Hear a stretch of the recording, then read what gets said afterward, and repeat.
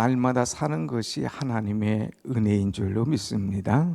아멘. 그런데 하나님의 은혜는 두 가지로 분리할 수 있어요. 하나는 일반적인 은혜고 또 하나는 특별한 은혜입니다.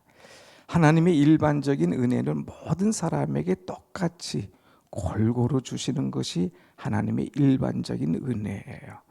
근데 하나님의 특별한 은혜는 특별히 나를 관리하기 위해서, 나를 세우기 위해서, 나를 살려주기 위해서 하나님의 특별한 계획 속에 보살피시고 사랑하시고 축복하시는 것이 하나님의 특별한 은혜입니다. 우리 성도들은 이렇게 하나님의 특별한 은혜 속에서 날마다 사는 줄로 믿습니다. 아멘. 예를 든다면 오늘 강단에 꽃이 없죠? 꽃이 없어요. 자, 이것을 보고 우리가 한번 깨달을 것이 있는데, 이 강단에 서양란 이렇게 두 개를 갖다 놨잖아요. 그게 25만 원가요? 비싸지 않습니까?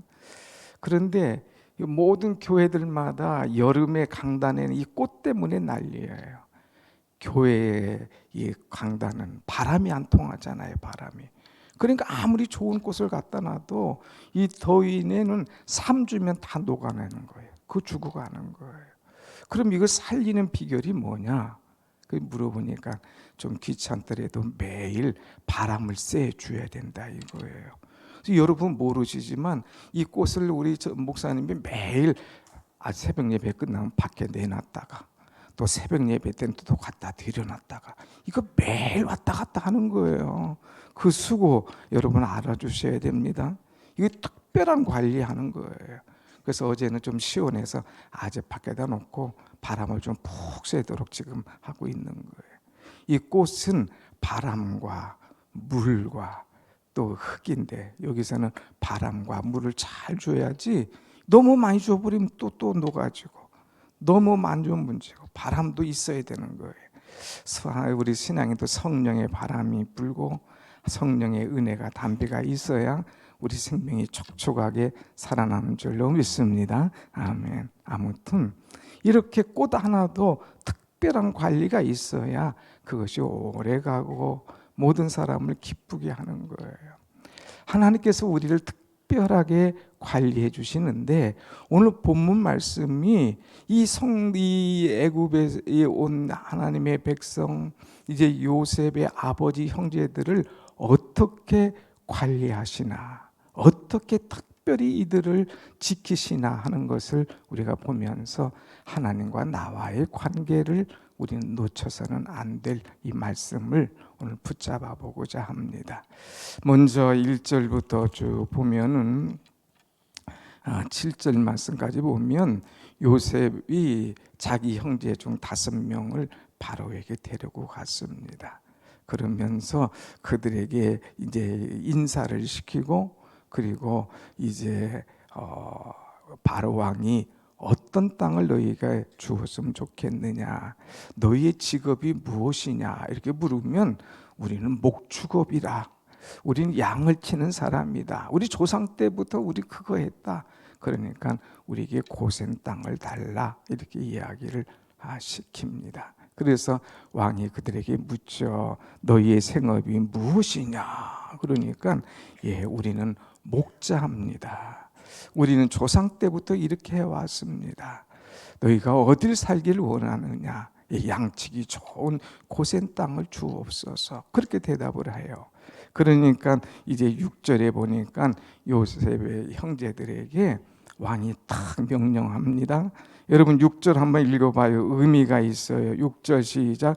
애굽 땅이 내 앞에 있으니 땅의 좋은 곳에 내 아버지와 내 형들이 거주하게 하되 그들이 고센 땅에 거주하고 그들 중에 능력 있는 자가 있거든 그들로 내 가축을 관리하게 하라 그랬어요. 여기 보면 첫째는요, 영주권을 줍니다. 이들이 지금 애굽에 넘어왔어요. 때를 지어서 70명이 넘어왔어요. 그것도 일주일, 2주일이 아니라 아예 살 것을 다 가지고 넘어왔어요. 그런데 왕이 너 얼마나 있다 갈 거냐 이렇게 묻지 않아요.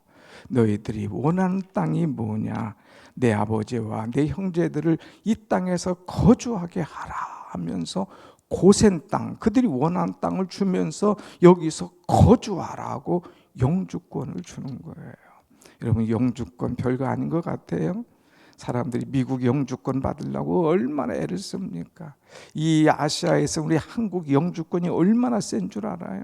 이거 받으려고 별의별, 때로는 숨기도 하고 때로는 뭐 불법의 이민자도 있고 얼마나 많습니까? 영주권, 여기서 거할 수 있도록 이 축복을 받아내는 거예요. 그 다음에 두 번째는 뭐냐? 고센 땅에 거주해라.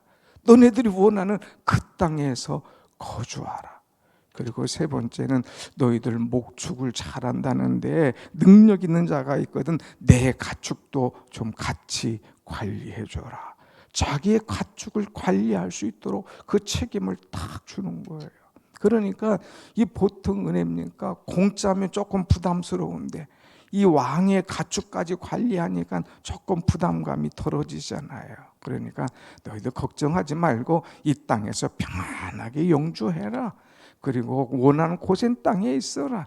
그리고 내 이 가축도 관리해 줘라면서 특별한 그 은혜를 그들에게 준 거예요.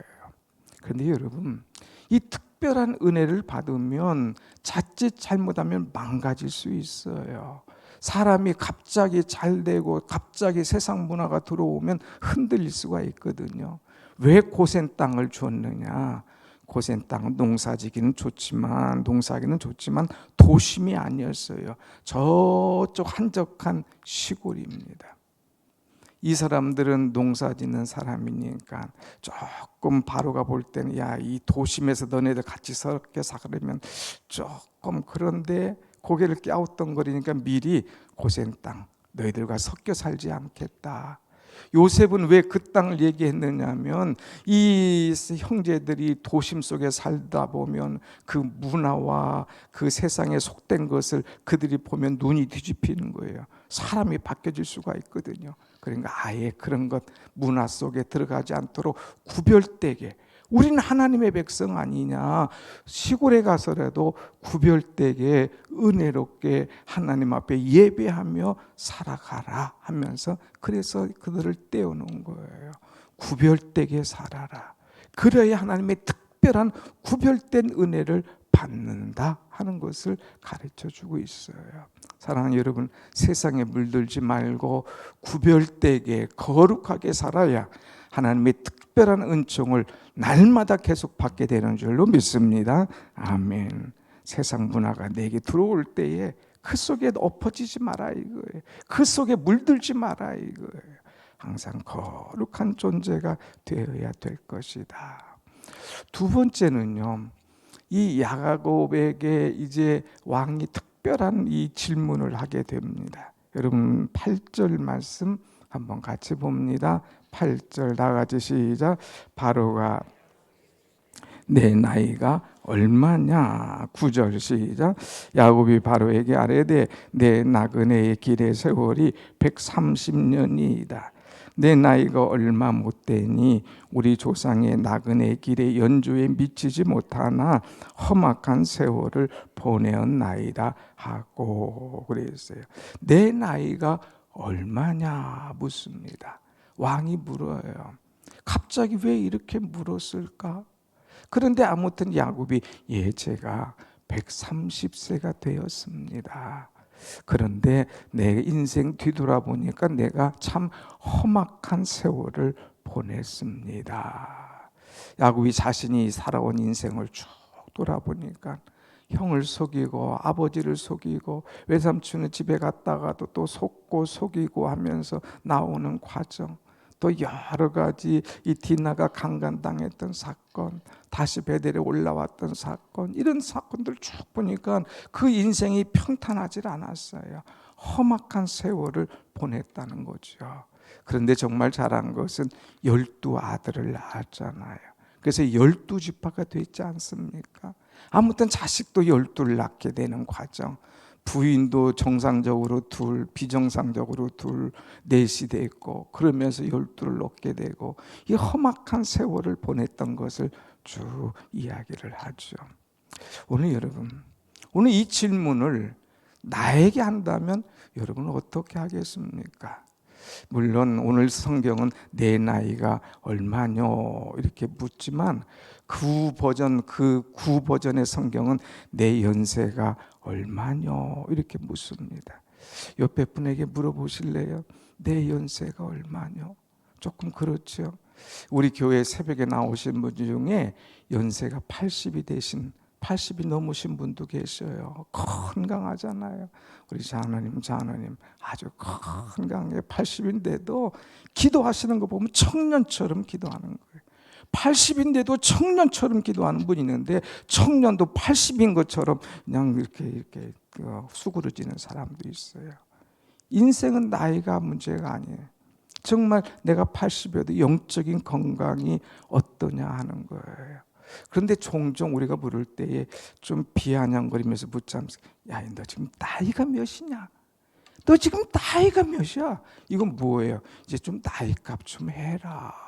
너 나이값 좀 해라. 그 나이면 이 녀석아 하면서 이 물을 때에 나이값 좀 해라 할 때 내 나이가 무엇이냐 이렇게 묻잖아요.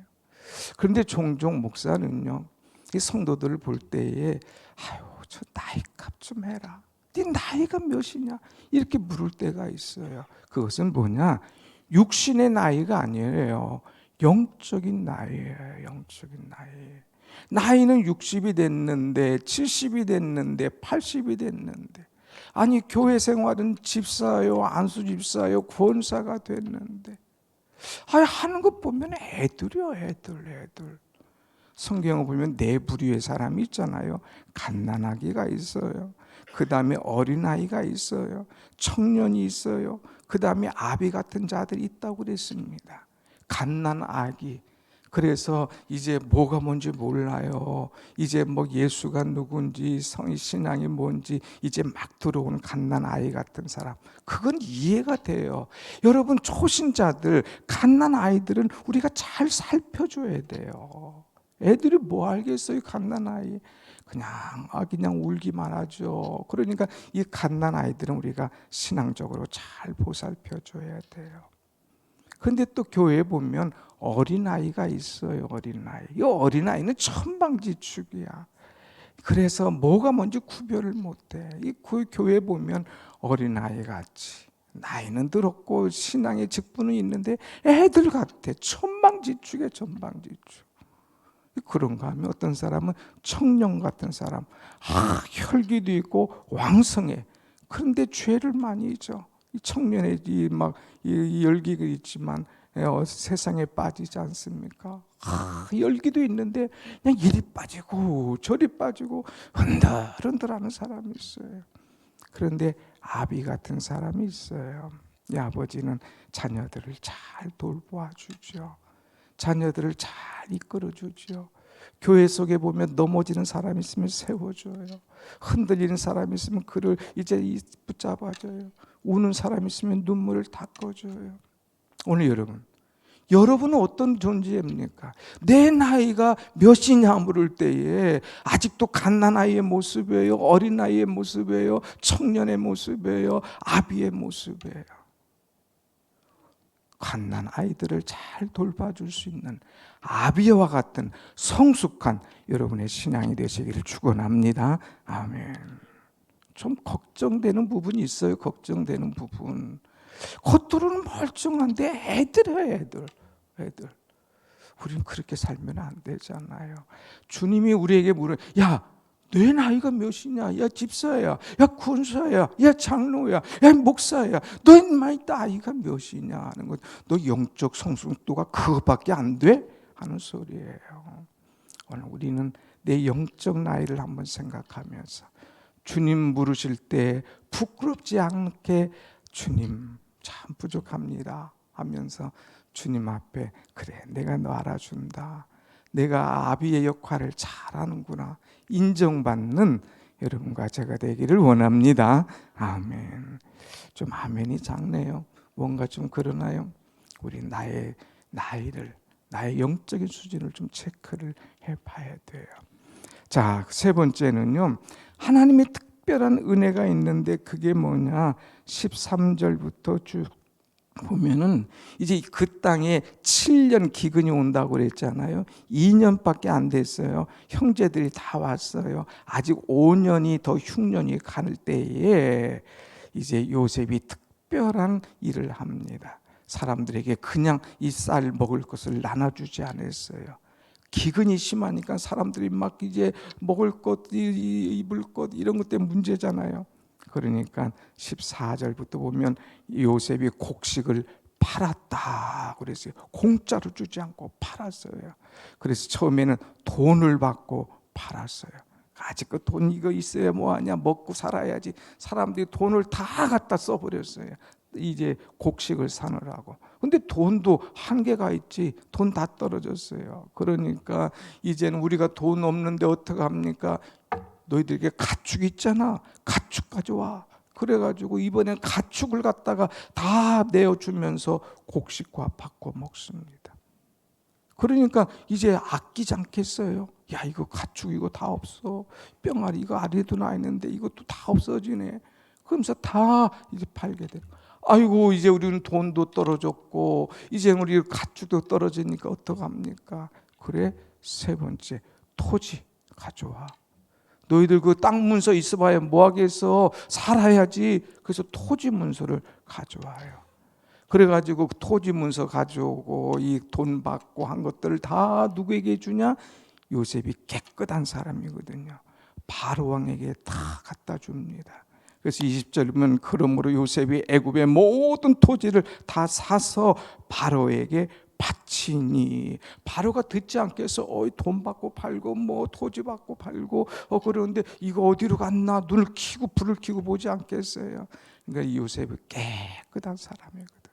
자기가 중간에 착복하지 않고 다 그대로 왕에게 다 갖다 주는 거예요. 그리고 마지막에는 사람들에게 종자를 줍니다. 너희들 이거 가지고 씨를 뿌려. 그래서 종자를 다 줍니다. 그럴 때에 그들이 마지막으로 뭐라고 말하냐, 이 종자 뿌리고 이것을 양식을 삼으라 할 때에 25절 같이 봅시다. 25절 시작. 그들이 이르되 주께서 우리를 살리셨사오니 우리가 주께 은혜를 입고 바로의 종이 되겠나이다. 당신이 우리를 살리셨습니다. 우리가 당신의 종이 되겠습니다. 당신의 은혜를 입었습니다. 요셉은요, 특별한 은혜로 그들을 관리했다는 거예요. 여러분, 왜 주님이 나를 이렇게 시험을 주시나? 왜 나를 그냥 순탄하게 가게 하지? 이렇게 어렵게 하시나? 나를 고치기 위한 거예요. 내 성질머리를 고치려고, 내 속에 못된 뿌리를 캐내시려고 때로는 주님께서 나를 이렇게 치시고 이렇게 엎으시고 이렇게 갈아엎으시는 것, 주님께서 나를 옥토로 만들기 위한 하나님의 특별한 계획이시더라 이거예요. 그것 때문에 이들은 7년 어려운 흉년을 다 이겨내고 살았어요. 삶 속에 어려움이 오고 힘든 달고 낙심하지 말고 이것을 통해서 내 육체를 고치시고 내 정신을 새롭게 하고 내 영을 새롭게 하시는 우리 하나님의 특별한 은총을 기대할 때에 하나님께서 여러분을 살리시는 줄로 믿습니다. 아멘. 마지막 보면 요셉의 아버지가 이제 때가 되었습니다. 그래서 그 땅에서 17년을 거하게 됐어요. 그럴 때 아들을 부릅니다. 그러면서 29절에 아버지가 한 따뜻한 말을 한번 들어보실래요? 29절 쭉 보면 요셉을, 이제 29절 같이 봅시다. 시작. 이스라엘이 죽을 날이 가까우매 그의 아들 요셉을 불러 그에게 이르되 이제 내가 내게 은혜를 입었거든. 청하건대 내 손을 내 허벅지 아래 놓고 인애와 성실함으로 내게 행하여 애굽의 나를 장사하지 아니하도록 하라. 아들을 불러서요, 아들에게 정말 따뜻한 얘기를 해줘요. 아들아, 고맙다. 내가 너에게 이렇게 은혜를 입었노라. 이제 먹고 살 것이 없는데 여기 와서 살도록 만들어주고 20년 만에 너를 이렇게 만나서 내가 행복을 맛보게 하고 하나님의 특별한 은혜 속에 내가 17년을 더 살게 하고 이거 다 하나님의 은혜요. 너에게 사랑한 아들에게 받은 이 사랑과 은혜노라 하면서 아들아 고맙다. 내가 너에게 특별한 은혜를 받았구나 하면서 특별한 은혜를 이야기하는 거예요. 그런데 아들, 부탁이 있어. 내가 죽거든 여기에서 장사하지 마. 애굽 땅에서 장사하지 마. 내 고향 땅 가나안 땅에 가서 장사 장례를 치러주도록 해라. 이리와 손 갖다가 허벅지 밑에 넣고 맹세해라. 그리고 맹세를 시킵니다. 그리고 아들이 맹세하니까 맨 마지막에 31절에 뭐라고 그랬어요? 이스라엘이 침상 머리에서 하나님께 경배하니라. 하나님께 경배했어요. 왜? 하나님의 특별한 은혜가 너무너무 놀라운 거예요. 어제 이 야곱이 애굽에 올 때 하나님께서 말씀하셨잖아요. 야곱아, 두려워하지 마. 내가 애굽에 가도 너와 함께 할 거야. 너를 반드시 돌아오게 할 거야. 그리고 내가 이 애굽에서 장사되지 않고 반드시 다 가나안에 와서 장사하게 될 거야 하는 약속을 주었잖아요. 그런데 그 약속이 그대로 이루어지는 것을 보고 하나님의 은혜가 너무너무 감사해서 이제 하나님께 감사하는, 하나님께 경배하는 특별한 은혜를 입게 되는 거예요. 제가 설교가 6시 넘어간 적이 없는데 오늘 특별하게 3분을 더 하는 거예요. 왜?